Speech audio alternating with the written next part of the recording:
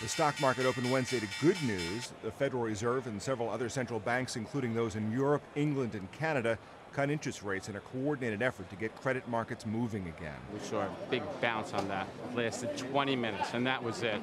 And then the markets just, they're still no confidence out there, and that's the problem. You know, we've never been here before. The Treasury's never been here before. The Fed's never been here before. The Dow, which had already dropped 875 points before Wednesday's open, was soon down by another 150 points.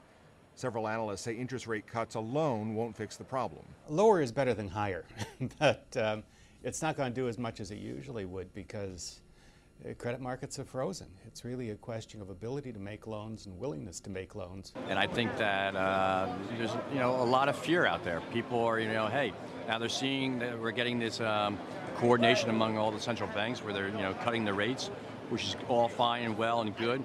But the damage has already been done, basically, and I think people aren't quite sure where everything's going to settle out. The Fed's action will reduce costs for people whose home equity and other floating rate loans are tied to the prime rate, and at least one trader thinks the aggressive government moves will eventually get the economy moving again.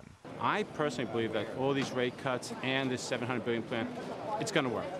And I think if you're a young family, now's the time to be buying stock. Now's the time to be getting in the market looking down the road. In another ominous sign, major U.S. retailers turned in dismal third-quarter sales reports.